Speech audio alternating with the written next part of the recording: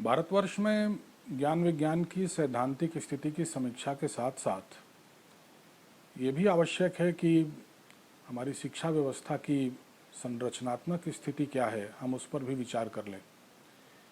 और हमारी शिक्षा व्यवस्था की जो संरचनात्मक स्थिति है उसको स्वरूप प्रदान करने में हमारे विश्वविद्यालयों की बड़ी भूमिका है, क्योंकि नीचे से लेकर के ऊपर तक हम जिन विद्यार्थियों को शिक्षित करते हैं उन विद्यार्थियों को शिक्षित करने वाले शिक्षकों को शिक्षित करने का जिम्मा वस्तुतः विश्वविद्यालयों के ही पास होता है। इसलिए थोड़ा हम अपने विश्वविद्यालयों की संरचना, उनके स्वरूप और उनकी कार्यप्रणाली पर भी खुलकर बात करना चाहेंगे।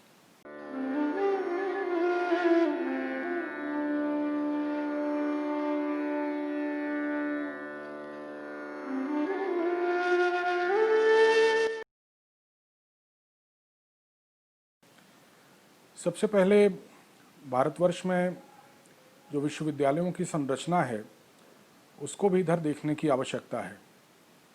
तमाम राजनीतिक और गैर राजनीतिक कारणों से विश्वविद्यालयों का जो नोमेनक्लेचर है भारतवर्ष में, वही बहुत कुछ इंगित करता है कि भारतवर्ष के विश्वविद्यालय किस तरफ जा रहे हैं। दुनिया के प्रत्येक देश में और भारत में भी जो प्राचीन विश्वविद्यालयों की परंपरा थी वो स्थानवाचक थी। नालंदा या तक्षशिला या हार्वर्ड या कैम्ब्रिज, ये सभी अपने स्थान से जाने जाते थे। अभी भी लखनऊ और इलाहाबाद विश्वविद्यालय अपने स्थान से जाने जाते हैं। लेकिन विशेष रूप से राजनीतिज्ञों के नाम पर विश्वविद्यालयों का नामकरण करने की परंपरा भारतवर्ष में बहुत ही जोर पकड़ती जा रही है और लगभग अधिकांश विश्वविद्यालय इसकी चपेट में आ चुके हैं। हमें यह ध्यान रखना चाहिए कि किसी बड़े स्कॉलर या किसी बड़े विद्वान के नाम पर किसी विश्वविद्यालय में कोई चेयर हो, कोई सेंटर हो, कोई पीठ हो, वो बात तो समझ में आती है, लेकिन कोई भी बड़े से बड़ा व्यक्ति और विशेष रूप से कोई राजनेता की हैसियत किसी विश्वविद्यालय से ऊपर नहीं होती। और इसलिए विश्वविद्यालयों का नामकरण जब से हम राजनेताओं के नाम पर करने लगे, वस्तुतः विश्वविद्यालयों की पूरी तासीर ही बदलती हुई दिखाई दे रही है। इसलिए ये सवाल अपने आप में चाहे जितना हल्का लगे, लेकिन इसके परिणाम या इसका महत्व बहुत ही दूरगामी है। दूसरा, जो यूनिवर्सिटियों की स्ट्रक्चर हमने जिस प्रकार से बनानी शुरू कर दी है वो भी अपने आप में चिंता का विषय है। विश्वविद्यालय विश्वविद्या का मीमांसा स्थल होते हैं। संसार की समस्त विद्याओं और संसार के और समाज के सभी स्कॉलर्स और जो विद्या के जिज्ञासु हैं उनका वो केंद्र होता है। अब आजकल अलग अलग सेक्शंस पर अलग अलग चिंताओं को केंद्र में रख करके विश्वविद्यालयों की रचना हो रही है। कहीं पेट्रोलियम विश्वविद्यालय, कहीं पुलिस विश्वविद्यालय, कहीं गंगा विश्वविद्यालय, कहीं रेल विश्वविद्यालय, कहीं विमेन विश्वविद्यालय। ये विश्वविद्यालयों की धारणा कभी नहीं होनी चाहिए कि हम किसी एक नदी के अध्ययन के लिए, किसी सरकार के एक विभाग के अध्ययन के लिए, कहीं किसी एक खनिज के अध्ययन के लिए या किसी एक खास विद्या के अध्ययन के लिए विश्वविद्यालय, ऐसी व्यवस्था कभी संसार में नहीं रही। MIT जैसा बड़ा संस्थान जिसकी अपने आप में कितनी गरिमा है और जो कितना महत्वपूर्ण माना जाता है आजकल के आधुनिक वैश्विक दृष्टि के हिसाब से अगर हम देखें, लेकिन उसे भी एक इंस्टीट्यूट का ही स्थान प्राप्त है, उसको एक विश्वविद्यालय का स्थान नहीं दिया जाता। तो ये जो एक नए नए हमारे यहाँ प्रयोग चल रहे हैं जिसमें मेडिकल यूनिवर्सिटी बनाना, टेक्निकल यूनिवर्सिटी बनाना, डेंटल यूनिवर्सिटी बनाना, ये अपने आप में विश्वविद्यालयों की दृष्टि को खंडित करते हैं और भारतीय विश्वविद्यालयों के जो भी नीति निर्माता हैं उनको इस प्रकार की खंडित दृष्टि के आधार पर बनने वाले विश्वविद्यालयों के विचार पर पुनर्विचार करने की आवश्यकता है। विश्वविद्यालयों की स्वायत्तता की बहुत बात होती है, लेकिन विश्वविद्यालयों की जो भारतवर्ष में संरचना है, एक तो कई प्रकार के विश्वविद्यालय हैं, सम विश्वविद्यालय हैं, प्राइवेट यूनिवर्सिटीज़ हैं, निजी विश्वविद्यालय हैं, राज्य सरकार के द्वारा संचालित विश्वविद्यालय हैं और केंद्रीय विश्वविद्यालय हैं। अब इनका संचालन भी अलग अलग तरीके से, अलग अलग नियम कायदे कानूनों से होता है। MHRD एक बार कोई नियम कायदा बनाती है, उसके बाद उस पर UGC विचार करती है, या MHRD के निर्देश पर UGC कोई व्यापक गाइडलाइन तय करती है, उसके बाद वो उसको केंद्र सरकार अनुमति देती है, फिर वो राज्यों में ट्रांसमिट होता है, फिर राज्यों की सरकारें उन पर विचार करती हैं, फिर उनके निदेशालय उन पर विचार करते हैं, और इस तरीके से एक बड़ी गड्ड-मड्ड सी चैन भारतवर्ष के विश्वविद्यालयों को अनुशासित करने में लगी हुई है। और इसका परिणाम ये होता है कि कोई भी योजना या कोई भी उद्देश्य ठीक से और सही समय से भारतवर्ष के विश्वविद्यालयों में न लागू हो पाता है और न उसकी पूर्ति हो पाती है। इसलिए ये जो विश्वविद्यालयों की स्वायत्तता को अलग अलग तरीके से निर्धारित करने की जो प्रक्रिया भारतवर्ष में है, उस पर भी विचार करने की आवश्यकता है। यूजीसी के रेगुलेशंस आते हैं, उनको एमएचआरडी एक्सेप्ट करती है, फिर उसके बाद सेंट्रल गवर्नमेंट उसको नोटिफाई करती है, फिर स्टेट गवर्नमेंट उसके लिए अलग से कमेटी बनाती है, फिर उनका जीओ आता है, फिर उनके डायरेक्टर उस पर अलग से अपने नोटिफिकेशंस जारी करते हैं।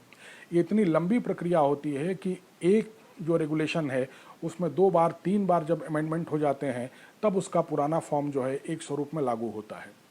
कई बार तो ये होता है कि किसी अपॉइंटमेंट के लिए कोई एडवर्टीजमेंट आता है, उस समय कोई एक रेगुलेशन होता है, जिस समय इंटरव्यू हो रहा होता है उस समय कोई दूसरा रेगुलेशन चल रहा होता है, और जिस समय सिलेक्शन की होने को होते हैं या सिलेक्शन होते हैं या कोई ज्वाइन करने जाता है, उस समय उसका कोई तीसरा वर्जन होता है। तो ये जो एक जटिलता है और एक जो अनिश्चितता है पूरे सिस्टम में, ये इसकी वजह से तमाम लिटिगेशंस और तमाम परेशानियां हो रही हैं, और तमाम जो अच्छे कैंडिडेट्स हैं वो इस प्रकार की आपाधापी की वजह से इस व्यवस्था के बाहर भी रह जा रहे हैं। इसलिए इन चीज़ों पर विशेष रूप से ध्यान देने की आवश्यकता है। पीएचडी के रेगुलेशन क्या होंगे, एपीआई स्कोर रोज संशोधित होते हैं कि अब इस कैटेगरी के स्कोर गिने जाएंगे, इस कैटेगरी के स्कोर नहीं गिने जाएंगे, ये इन चीज़ों के स्कोर सम्मिलित किए जाएंगे, इनके स्कोर नहीं सम्मिलित किए जाएंगे, इस चीज़ का इतना नंबर होगा, इस चीज़ का इतना नंबर होगा। शायद जिसको रेने गेनो ने कभी रेन ऑफ क्वांटिटी कहा, वो रेने गेनो की कही गई रेन ऑफ क्वांटिटी की बात अब एजुकेशन सिस्टम पर भी पूरी तरीके से सत्य साबित हो रही है। हर चीज़ को हम लोग क्वांटिटी के टर्म में देखने की कोशिश कर रहे हैं। हमारे जो अपॉइंटमेंट्स की जो कंडीशंस हैं, वो चाहे असिस्टेंट प्रोफेसर हों, एसोसिएट प्रोफेसर हों, या प्रोफेसर्स हों, या कॉलेज के प्रिंसिपल्स हों, या दूसरे पदों पर हों, उनमें इस तरीके से इतनी ज़्यादा एनोमली है, इतने ज़्यादा उसमें बदलाव नियमित तौर से होते रहते हैं कि कुछ भी निश्चित नहीं हो पाता कि हमारा तंत्र हमसे क्या अपेक्षा कर रहा है और हमारे विश्वविद्यालयों की हमसे किस प्रकार की अपेक्षा है। जो नए विश्वविद्यालय खुल रहे हैं, पुराने विश्वविद्यालयों से उन नए विश्वविद्यालयों में जाने वाले लोगों के लिए रास्ते बंद हैं। कहीं पुरानी पेंशन बाधक हो रही है, कहीं उनके एक्सपीरियंस को सेंट्रल यूनिवर्सिटी से अगर आप स्टेट यूनिवर्सिटी में जाते हैं, स्टेट यूनिवर्सिटी से आप सेंट्रल यूनिवर्सिटी में जाते हैं, एक कॉलेज से दूसरे स्टेट की आप यूनिवर्सिटी में जाते हैं, तो उसमें जो सर्विस का नुकसान होता है, उसकी वजह से जो नए विश्वविद्यालय देश में खुल रहे हैं उनको एक बड़ा नुकसान उठाना पड़ रहा है। उनकी सारी फैकल्टी 35 से 40 साल की फैकल्टी है, 35 से 40 वर्ष में ही वो असिस्टेंट प्रोफेसर भी है और उनके यहाँ डीन भी है। तो एक जो विश्वविद्यालयों में जूनियर और सीनियर की हायरार्की होती थी, जिसमें सीनियर्स को अपने जूनियर्स को सिखाने का मौका मिलता था और सीनियर्स अपने जूनियर्स से सीखते थे, एक जो सोहबत का लाभ प्राप्त होता था हमारे शिक्षकों को, उससे ये जो नए विश्वविद्यालय बन रहे हैं वो पूरी तरीके से वंचित हैं। सरकारों को इस पर भी सोचना चाहिए कि थोड़ा एक पुराने विश्वविद्यालय से कोई अगर नए विश्वविद्यालय में जाना चाहता है तो उसकी सर्विस कंडीशंस की वजह से उसको कोई दिक्कत नहीं आनी चाहिए। यह भी अपने आप में एक बड़ा गंभीर मसला है और इसका खामियाजा जो नए विश्वविद्यालय हैं वो भुगत रहे हैं। वो डिग्री कॉलेजों से ज़्यादा उनकी कोई हैसियत बन नहीं पा रही है। जिस प्रकार के अपॉइंटमेंट्स हो रहे हैं, चाहे वो वाइस चांसलर के अपॉइंटमेंट हों, चाहे वो फैकल्टी के अपॉइंटमेंट्स हों, उन अपॉइंटमेंट्स की सूचिता पर भी बार बार सवाल खड़े होते हैं। और ये बात बिल्कुल मान करके चलनी चाहिए कि अगर आप 3rd class vice chancellor appoint करेंगे तो वो अंत में 4th क्लास फैकल्टी ही अपॉइंट करेंगे, और 3rd क्लास वाइस चांसलर और 4th क्लास फैकल्टी के बल पर आप कोई वर्ल्ड क्लास यूनिवर्सिटी नहीं बना सकते। इसलिए वाइस चांसलर से लेकर के और सारे टीचर्स का जो अपॉइंटमेंट का क्राइटेरिया है और उसका जो तौर तरीका है, उसकी सूचिता पर बहुत ही गंभीरतापूर्वक विचार करने की आवश्यकता है। कोई भी विश्वविद्यालय केवल और केवल अपने शिक्षकों की बदौलत आगे बढ़ता है। अगर उनके शिक्षक या शिक्षकों को नियुक्त करने वाले प्राधिकारी अगर वही सारी प्रक्रिया ठीक से पालन नहीं की जाएगी तो कभी कोई विश्वविद्यालय कुछ भी यथेष्ट या जो भी उससे अपेक्षित किया गया है उसको कभी प्राप्त नहीं कर सकता। जिस प्रकार के कोर्स चलाए जा रहे हैं और कोर्सों की स्ट्रक्चर हर साल हमेशा बदली जा रही है, उस पर भी ध्यान देने की आवश्यकता है। हम ये समझ नहीं पा रहे हैं कि हमारे विश्वविद्यालय क्यों निरर्थक होते चले जा रहे हैं। कोर्स करिकुलम और जो हमारी नेसेसिटीज़ हैं उनके बीच में किसी प्रकार का कोई तालमेल नहीं रहा। विद्यार्थी भी अब ये समझ गए हैं कि इन कोर्स करिकुलम को पढ़ करके जो दावा किया जाता था कि हमको कम से कम रोजगार ही प्राप्त हो जाएगा, उदर पोषण ही हमारा हो जाएगा, उसका भी विश्वास उनको विश्वविद्यालयों पर नहीं रहा। तो विश्वविद्यालय अपनी जो वास्तविक सैद्धांतिक चिंताएं हैं उनसे मुख मोड़ करके रोज नए नए संरचनात्मक प्रयोग कर रहे हैं। कहीं ऑनर्स कोर्स शुरू हो रहा है, कहीं सेमेस्टर कोर्स शुरू हो रहा है, कभी ग्रेडिंग की प्रणाली शुरू हो जाती है, कभी सीबीसीएस की प्रणाली शुरू हो जाती है।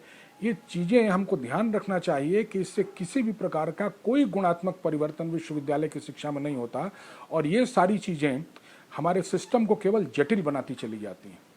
और जितनी जल्दी इस जटिलता के पाश से हम मुक्त हो जाएं उतना ही हमारे विश्वविद्यालयों के लिए, हमारे शिक्षकों के लिए और हमारे विद्यार्थियों के लिए बेहतर होगा। आप किसी भी प्रकार के मूल्यांकन की प्रणाली रखें, अगर ठीक से पढ़ाई होती है, ईमानदारी से शिक्षक पढ़ाते हैं, वो योग्य हैं और वो ईमानदारी से अगर मूल्यांकन करते हैं तो किसी भी प्रणाली में जो श्रेष्ठ विद्यार्थी हैं वो उभर करके सामने आ ही जाएंगे। सिस्टम को जटिल बनाने की कोई बहुत आवश्यकता नहीं है। और फिर हमको ये भी समझना चाहिए कि हम किस प्रकार के सिस्टम में काम करते हैं। हमारे महाविद्यालयों और विश्वविद्यालयों में विद्यार्थियों की कितनी बड़ी संख्या है, उस संख्या के साथ सीबीसीएस की क्या स्थिति होगी, उस संख्या के साथ सेमेस्टर सिस्टम की क्या स्थिति होगी। नीचे से ऊपर तक यदि आप अकेले में पूछिए तो हर टीचर ये बताने को तैयार है कि जब से सेमेस्टर सिस्टम और ये सीबीसीएस इत्यादि लागू किए गए, टीचर्स का सारा दिमाग केवल कैलकुलेशंस में और केवल एडमिशन और एग्जामिनेशन में सीमित होकर के रह गया। विद्यार्थियों का भी अब ध्यान पढ़ाई से ज़्यादा अपने सेमेस्टर को और अपने इंटरनल असेसमेंट को और अपने असाइनमेंट को किसी भी तरीके से व्यवस्थित करने में और उसको मैनेज करने में लगा रहता है। पढ़ाई और थोड़ी इत्मीनान के साथ पढ़ाई जो विश्वविद्यालय का लक्षण होना चाहिए वो हमारे विश्वविद्यालयों से धीरे धीरे समाप्त होता चला जा रहा है। कई प्रकार की एजेंसियों के मूल्यांकन का भी शिकार हमारे विश्वविद्यालय हैं। नैक हो, ऐश हो, यूजीसी हो, हमारे डायरेक्टरेट हों, रूसा हो, स्टेट हायर एजुकेशन काउंसिल हो और तमाम दूसरी इंडिपेंडेंट और इंटरनेशनल एजेंसीज हैं जो कभी विश्वविद्यालय अपने मानक के को सुनिश्चित कराने के लिए, अपने को एक्रेडिएट कराने के लिए इनसे मूल्यांकन कराते हैं। कभी सरकार के कुछ ज़रूरतें होती हैं, उन ज़रूरतों को पूरा करने के लिए इन विश्वविद्यालयों के पास रिक्वायरमेंट आती है। इन सारी एजेंसियों के अलग अलग प्रकार के फॉर्मेट हैं, अलग अलग प्रकार की इनकी ज़रूरतें हैं। हो ये रहा है व्यावहारिक रूप में कि किसी भी विश्वविद्यालय या महाविद्यालय की जो सबसे काबिल फैकल्टी है वो सारी काबिल फैकल्टी साल भर केवल इन्हीं फॉर्म्स को और इन्हीं दस्तावेज को भरने में अपना समय जाया कर रही है। अभी एक बड़ी ज़रूरत बन गया है कि किसी भी कॉलेज में कंप्यूटर का ज्ञान रखने वाले और इस तरीके की चीज़ों में सिद्धस्त शिक्षक हों और वो शिक्षक अपनी पढ़ाई से ज़्यादा, अपने विद्यार्थियों के पठन पाठन से ज़्यादा वो इन कामों में लगे हुए हैं।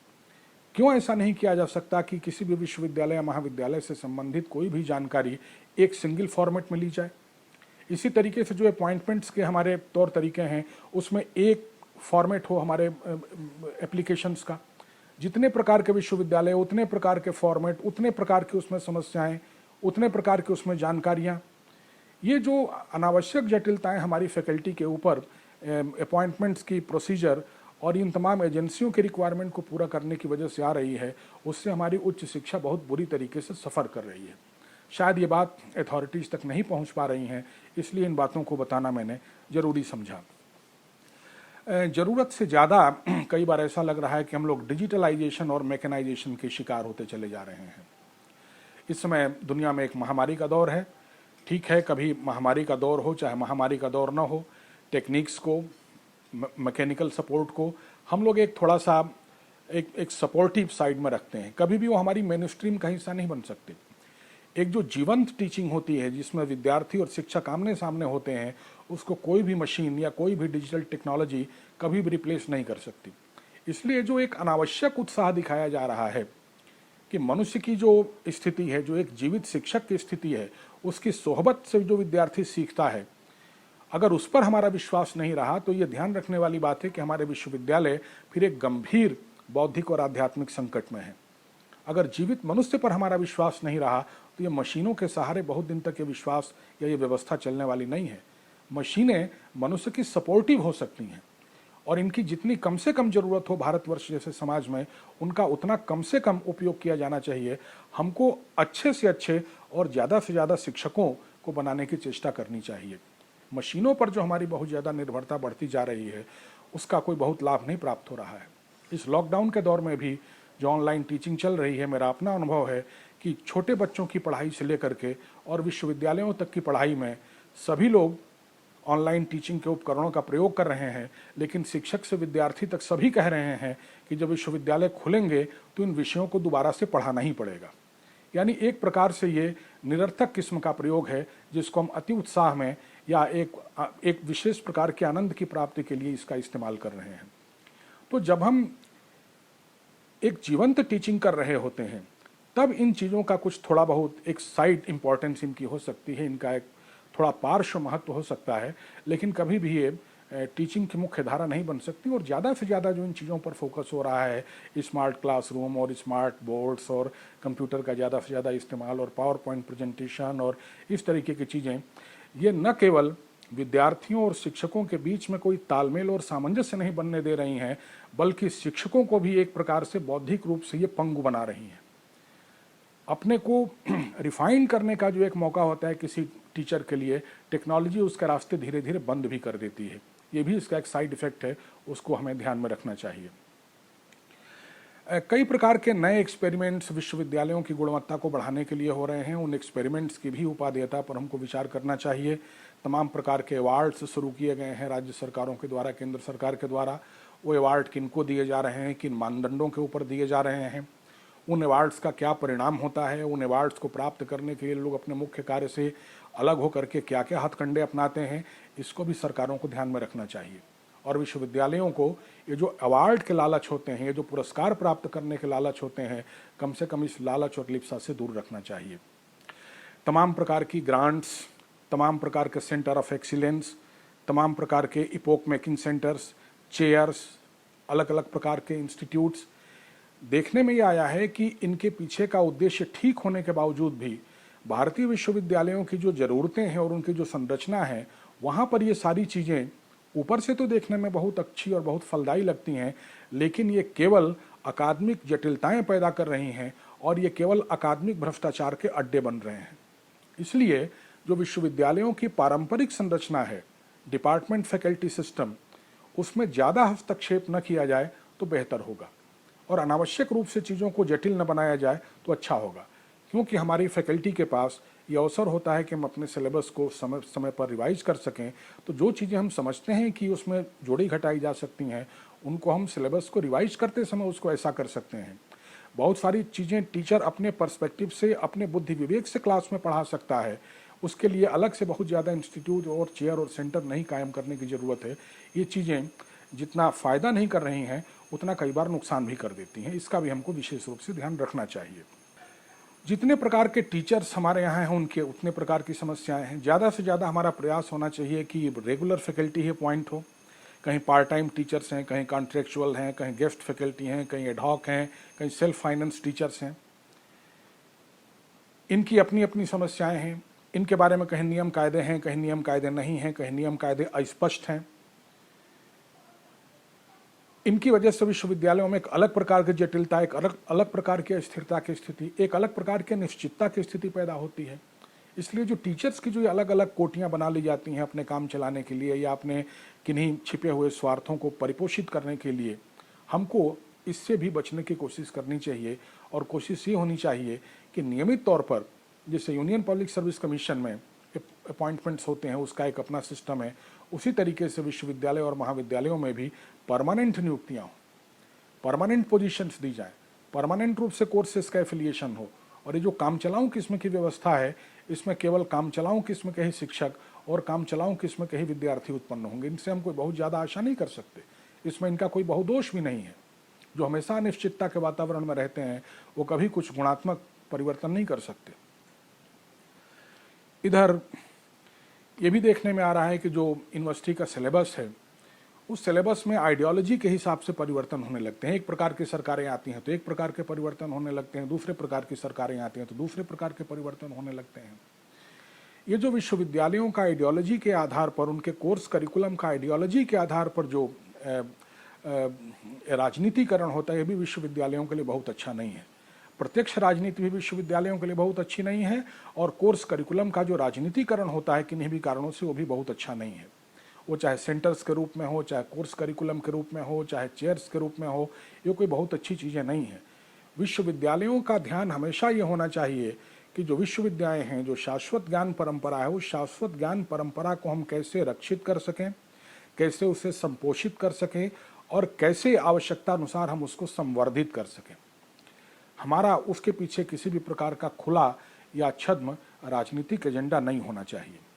ये कुछ मुख्य समस्याएं हैं जो हमारे विश्वविद्यालयों के सामने हैं, जिनका हमने उल्लेख करने की कोशिश की, क्योंकि कई बार ऐसा लगता है कि ये बातें सामने किन्हीं कारणों से नहीं जा पाती हैं।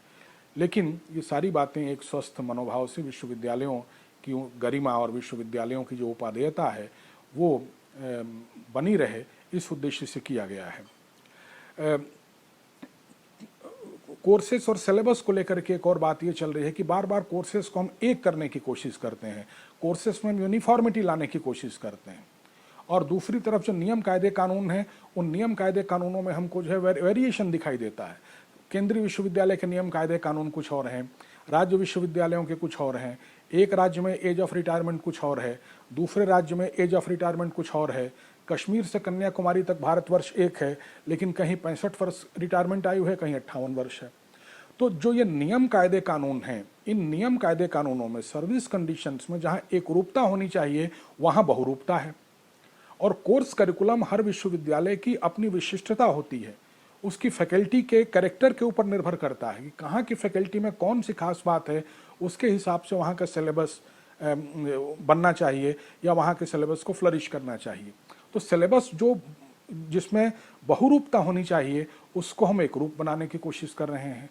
जो सर्विस कंडीशंस एक होनी चाहिए, जिससे तमाम जटिलताएं एक साथ समाप्त हो जाएंगी, उन पर हमारा ध्यान नहीं है।